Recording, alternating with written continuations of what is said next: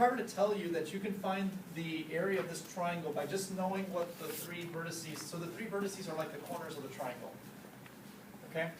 So if I know what those three vertices are of the triangle, I can use determinants to help me get, I can use a determinant to help me get the area of this triangle. I think what's so cool about that is a lot of students think, oh, you have to know what the height is of a triangle. You have to know what the base is. And then multiply those and divide by 2 to get the area of a triangle. You have to know what those are, sir, to get the area. But then I tell them, no, there's other techniques out there. There's other ways of finding areas without even needing to know the height of the base. Just knowing these three vertices. So here's what we can do. If x1, y1, x2, y2, and x3, y3 are the vertices or corners of a triangle, then its area is given by the following formula. Areas, we use capital A for area. It's equal to, now in my notes I have a slightly different version than what you're going to be provided with on the exam. But either way, I'm going to try to explain it the best way I can, no confusion. It's equal to plus or minus 1/2 times the 3 by 3 determinant x1, y1, 1, x2, y2, 1, x3, y3, 1. Notice that at the beginning of each row, you have your ordered pairs. Look. Let me use colors here. So like x1, y1, you place them right here. And then the next point, x2, y2, you place those numbers here. Sorry. And then x3, y3, you place those numbers here. And the third column is fixed with 1s. That's just the way the formula is. You don't have to understand the why for that. That's just the way the formula is designed. There is an underlying reason for the 1s, but it goes a little bit beyond the scope of this course. So it just helps you get the area. Yeah. So the third column will always be 1s. So the third column is fixed with 1s. And then the first two columns, you put your ordered pairs, you just kind of stack them. First ordered pair, second ordered pair, third ordered pair. And the plus or minus is there because we need to make sure that the area is positive. Sometimes we get a negative value for this determinant. So if I get a negative value for the determinant, then we want to use the negative 1/2 so that the area is positive. The bottom line is, at the end of the day, when I compute this result, guys, I have to have a positive answer. So if my determinant is positive, I'll use positive 1/2. If my determinant is negative, then we'll use negative 1/2 so that way a negative times a negative gives me a positive. Okay? So the point is, at the end of the day, we got to have a positive answer. The area has to be positive. Okay? There's no such thing as a negative area. So, okay? Yeah, I can't say the area of my room is negative 48 square feet. You would look at me kind of weird, right? So let's do an example. Underground. Yeah, right. I don't know where it would be, right? Doesn't exist. Okay. Find the area of the triangle with the given vertices. Take a look at number 1. What's cool about this is that you don't even have to draw the triangle. All you have to do is just know that these are the 3 points that are the vertices of your triangle, the corners. So imagine my corners of the triangle are 4, 0, 1, 9, and 1, 0. So I just like with the distance formula and the midpoint formula, I like to label my points. Might as well. So why don't I label the first point x1, y1, and then the second point x2, y2, and the third point x3, y3. You can label them if you want to. You might be able to do this without even labeling at all, but I'm going to do it anyways. So here we go. Ready? Here's what we're going to do. So we form the 3 by 3 determinant, and notice how I form it, right? It's going to be, so the area, well, actually, before I do that, why don't we just figure out this 3 by 3 determinant first? Shall we do that?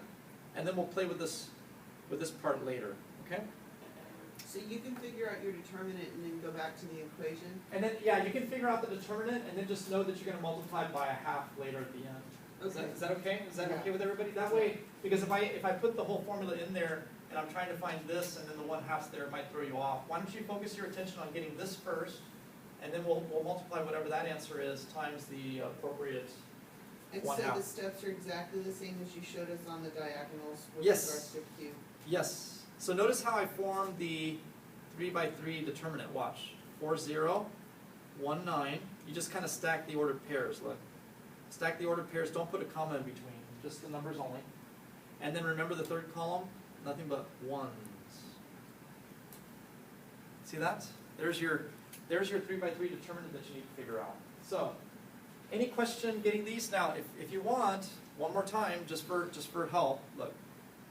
I want to make sure you know where everything's going. All right, one more time. One more time, right? Okay, yes? There we go. Make sure you know where those values are going, right? And that's how you form it. So all I have to do now is just find this 3 by 3 determinant, and then whatever that 3 by 3 determinant is, I'm going to take half of it. I just have to remember to take half of it at the end, because the formula has a 1/2 in front of it. So that's what we're going to do. But let's go ahead and calculate this. Remember, we copied the first 2 columns. So in this case, we're going to end up copying the first, Oh, that's interesting. we're going to end up copying, yeah, since we're copying the first 2 columns, we end up copying the ordered pairs, right? Oh. And now we just go through the process. Let's see. I like that there's a lot of 1s in there. That'll make this a little easier. 1 times 9 times 4. Well, 1 times 9 times 4 is 36. 0, yeah, when there's a 0 in there, then automatically it's 0. Wow. Oh, cool, yes, yay. Oh, that one was easy. 36 plus 0 plus 0, 36. And now let's do the next one. 1 times 9 times 1, 9. There's a 0 in this diagonal. Remember, if there's a 0 in the diagonal, it automatically gives you a 0 result for that diagonal. 0 is in this diagonal, so 9 plus 0 plus 0 is 9. So then, this determinant, I'll just call it DET, is equal to 36 minus 9. Well, what's 36 minus 9? 27. Now, my answer is not 27, because remember, I have a formula here. So then what I'm going to do, very good, so then here's the way we'll set it up, watch. Once we get that 3 by 3 determinant, guys, then you just say, okay, so then the area is equal to, since I got a positive determinant, I'm just going to use positive 1/2. The important thing here is that you're going to make sure your answer is positive at the end, because we already know we cannot have negative area. So we get half of 27, which ends up being 27 over 2. You can put the decimal, but I think they're going to leave it as a fraction, so you might want to just leave it as 27 over 2. So we just found the area of the triangle using determinants. Wow. Okay. I think I like that. you like that? That's I think cool. we might have time for one more, but I definitely want to get into 5.7. 5.7 shouldn't take me that long to do, though. Well, do you all think, how do you all feel? You want to do one more real quick, or just one more? Just one more. How about, yeah, let's do number 2, and then I feel like if I do number 2, that way, I want to show you what you can do if you have a negative determinant, but let's do this one real quickly. And don't worry, we'll have time. I'm going to make sure of it. There better be time. Mr. Maisel, I know, right? I don't want to get myself caught here. I might be able to skip some of the examples. When you see 5.7, you're probably gonna laugh at me as far as how easy it is. You're gonna say, well, that should have been in chapter 1. That was the easy. 5.7 is one of the easiest sections students have told me.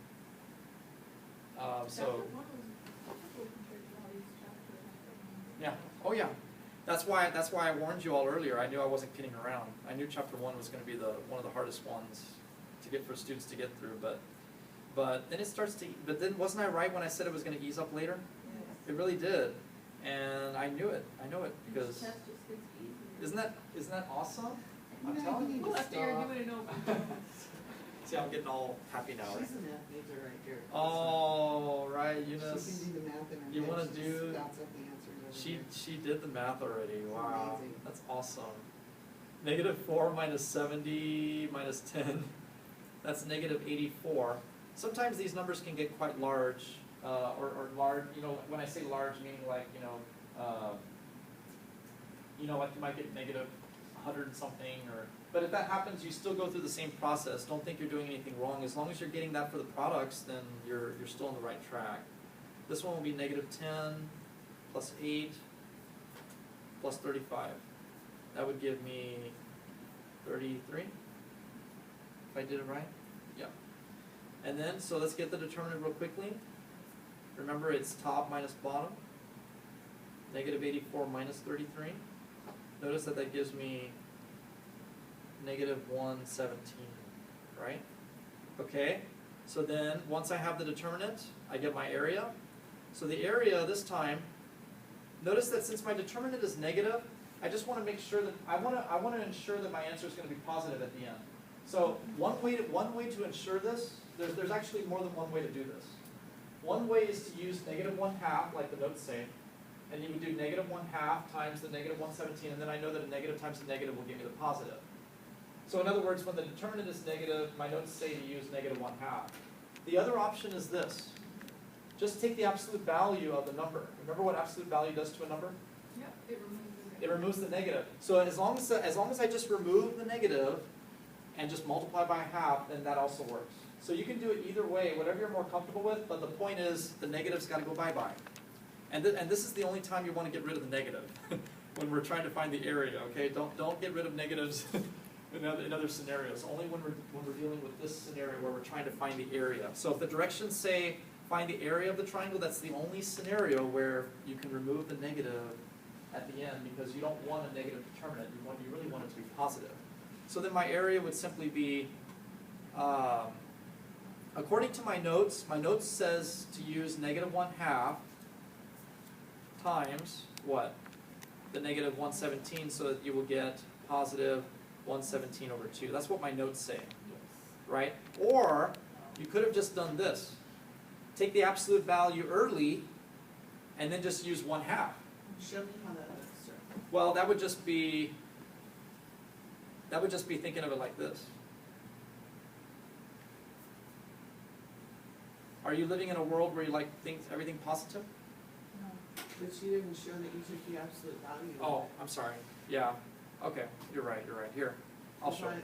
I'm done that way. No, you're not. No, you're not. Look, you meant like this. You're just like visual.